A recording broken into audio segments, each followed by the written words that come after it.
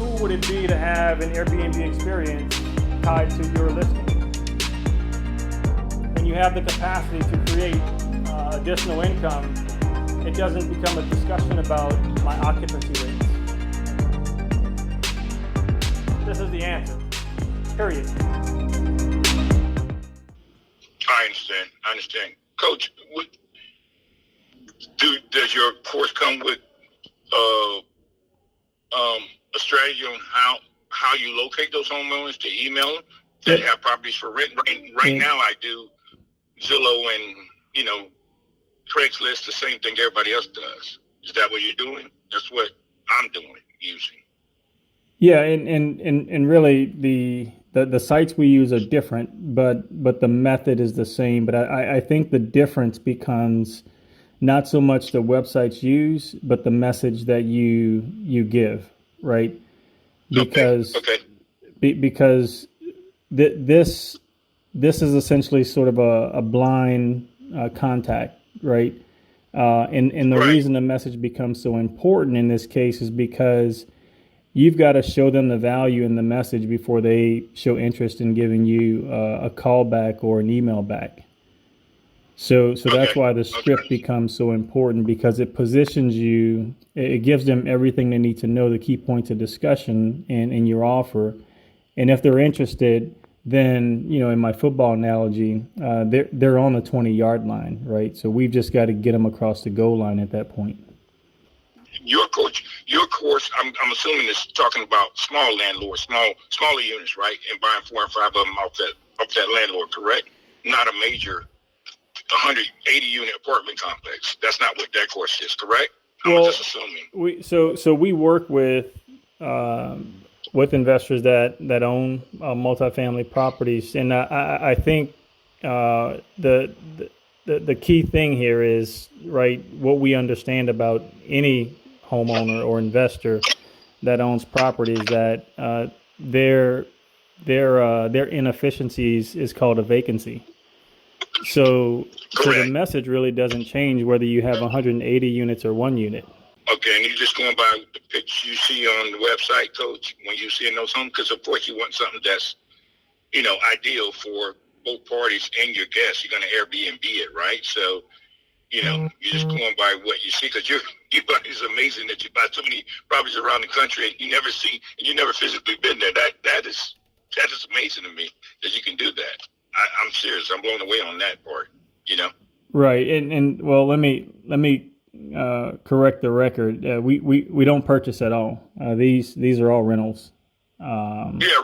All rentals. So, and just a note, when we have that initial discussion, anything that happens before we sign a lease agreement is fair game. So the initial call and discussion are all based off of what we see on the site, but we do have them go through either a recorded video or a FaceTime or Google Duo, some form of live walkthrough with us or one of our teammates to walk through the home and identify any issues, or get a chance to ask questions about all those key things we would normally during a due diligence period. When we talk to multifamily owners, right, the value proposition is the number of units that we're looking to take on, right? Because the thing that people don't understand is that it is more beneficial for a complex to take one entity with 10 units versus take 10 different individual LLCs, right? Right. And that's why a lot of people get turned away, because they're not thinking big enough, right? So I see. That makes sense, Coach. So what I do is I'll take the 10 units, but then I'll bring 10 investors into it, right? So we approach it bigger, but we execute it in the same manner. The main part of our program, our service, really is providing turnkey investments to investors, right? The course and getting after homeowners, it's really secondary in nature to what our core, right, service is. So 90% or so of the units that we take on, we package them up and provide, we provide them as turnkey investment opportunities for investors. So we take the guesswork out of it for investors. The investment packets give a full-on market research and analysis breakdown. It gives a financial breakdown, so you understand what's entailed, and then what the costs are associated with it. And all of your most of your units, or all of them, you have at least 3 to 5 year leases on them. Yes, sir. Coach. At a minimum 3 years, and again, because we bring investors into them, the minimum investment term for investors is 36 months. So we won't take a lease agreement that's any less than 36 months. Okay. Well, your model works for you to have almost 100 properties or whatever you've done in the past. I mean, I don't give real estate investors are over them. You passed them out to them. I get that, but even just to get them though, something's working. I've never seen anything of this magnitude all over the country. I know investors that have 30 and 40 properties, but they're in their backyard. Mm-hmm. You have them all over the place. You've got them all over the place, and you haven't physically even been in hardly any of them. That's amazing to me. I know you have people on the street, but that's crazy. And that is incredible. We're doing one in Canada as we speak, right? Are you? Yep, Saskatchewan, I believe the name of the county or the province is. I've heard of it. It's the smallest one, but I've got an investor that came to me with an opportunity. We did a live video with the property manager on a condo. We checked everything out in terms of the regulations on the building, no regulations in the city on short-term rentals, and it was an opportunity too good to pass up. But for me, I knew that a condo in Canada was just going to be a enticing investment for an investor. So we took it on, 3-year lease, positioned it on the market for an investor, and got an investor into it within 40 days. People always ask, like, why do you, one, there's a bunch of content on YouTube, but two, like, why do you have like the cheapest course on the market, right? And I tell them, one, because our method and model and philosophy on market research and analysis, and how do you segment out what value means versus offering unique value in the market. It's a point to where I want to push our philosophy, and that's more important to me than a $197 course.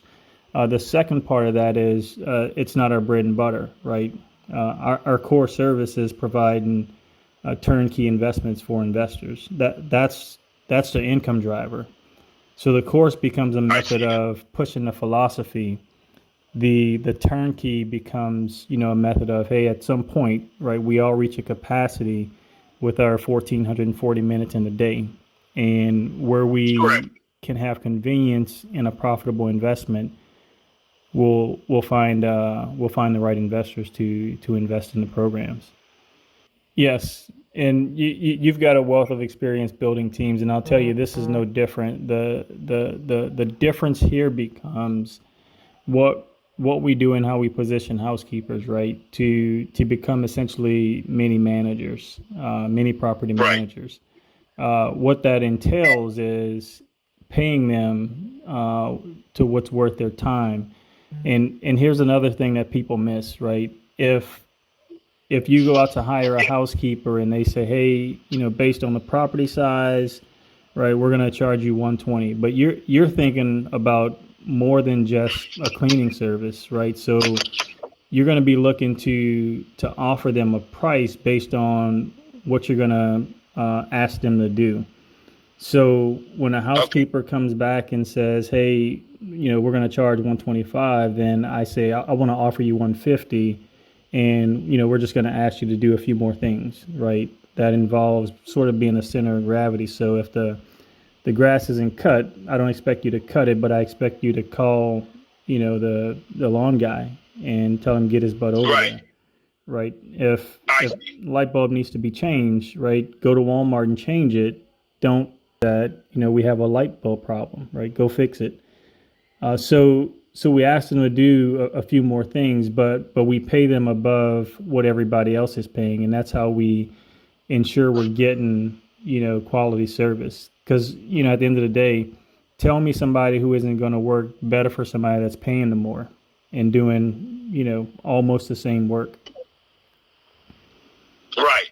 And I heard you on your video, several of them. Mm-hmm. You don't get a lot of calls from guests saying that it was a bad experience, right? Or a lot of, I mean, you're still able to, it's not like your phone's ringing off the hook from guests that are upset or giving you negative reviews. Because at the end of the day, that's what you want. The system doesn't work if everybody's giving you 1 star, that type of thing.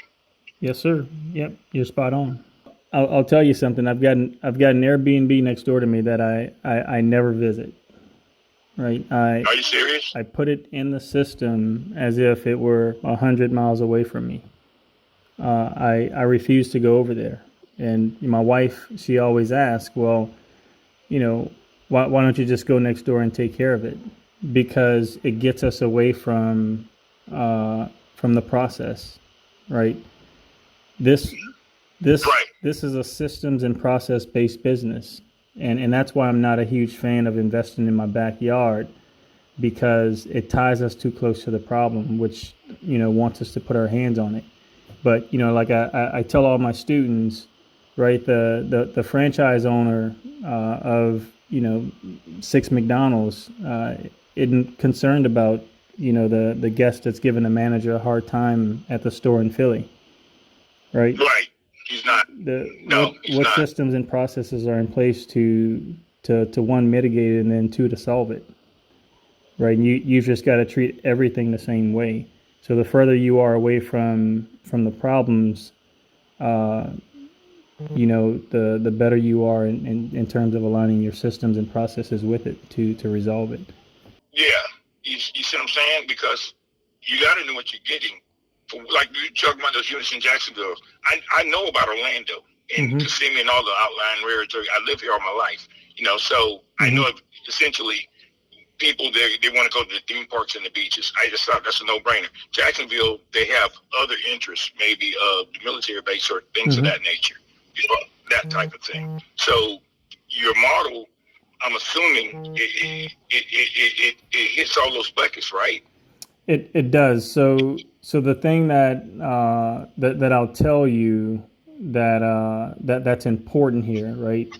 Again, it's never based on numbers in this case. So the first thing we have to do and understand about a market are the traveler demographics, right? And I always say that, look, the people that went to Disney World back in the late 80s, early 90s are a different traveler demographic that goes now, right? So our traveler demographic informs us of changes in the market. So that's the first important aspect of understanding any market. So once we understand the traveler demographics associated with the market, then we go in and we find the value gaps based on what's not offered in the market that targets those specific traveler demographics. So the deduction from that is we then build properties, 1, to serve those specific traveler demographics, and then 2, offer the right value that's not common in the market to those traveler demographics. So at the end of that, we know we're putting value in the market. And that's why our look is so much different than what you typically see, because you'll hear people run around and talk about AirDNA and all these other sites, but these sites, right, they can't assess the value you offer in the market. I'll give you an example that I go through in the course, but we created a listing in Savannah that sleeps 16 between 2 properties. What we found out in the market prior to doing this was that there were only 14 places in the most traveled destination in the South. There were only 14 places in the entire market that slept more than 12 people. So what did we come to understand? That's a huge gap in the market, right? Especially for the number of people that travel to that market for very unique occasions, right? Weddings, first anniversaries, girls trips, boys trips, you name it. They go to Savannah to do it. Right. So, Right. so once we understood each gap in the market, we simply just went after properties to fill those gaps. And the reason why now we discount anything AirDNA would tell us is because now those properties, right, sit for no less than $1,250 a night. Because I'm the only person that understands assess my value in the market, right? They can't tell me that.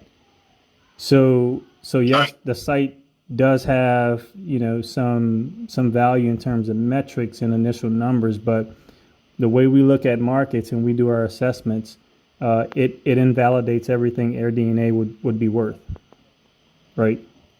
I understand. Yes, I see. That makes sense. So you're gonna get some world class stuff here, right? And the thing I'll tell you, and again, it's just about pushing the philosophy here. The way you look at markets when you're done will change, right? And this will just lead you to not looking specifically at a market, regardless of location, but understanding that you can offer value in any market. Coach, I tell you what, I want to push it with you. I'm being honest with you. I mean, I'm excited, and I just happened to catch you before I started really buying properties. I was like, whoa, this is something new, a different philosophy, and things like I've been in corporate all my life. I worked for only 2 companies my whole entire life, Coca-Cola and PepsiCo, Frito-Lay division, in management in both of those companies. And the philosophy, a few things I learned from both of those companies, just how we go to market and Democrats and target certain customers. People just don't. People think you just go in and buy chips off the shelf, and they do. We get some of them. There you go. But we target kids. We target certain demographics. If we're in the Spanish market or a Latin market, we got more spicy and hot chips and things like that. So it's submitted to the backs. Those type of things. You are all over. You're in my pocket right now. I was telling one of my students just last week. If you're in a market like I am, Columbus, Georgia, right? We've got a south side that's near Fort Benning military base where I work, and then you've got Mid-City Market where I live, and then you've got the Walmart on the northern side where all the newer developments are. If you walk through all 3 of those Walmarts, you'll get a different set of products because the demographics in each Walmart's different. Right. Correct. So what makes what we do any different? It's not, right? You've got to understand the traveler demographics or the demographics in your market first before you do anything else. Gotcha. Anything after that's a failure point, in my opinion.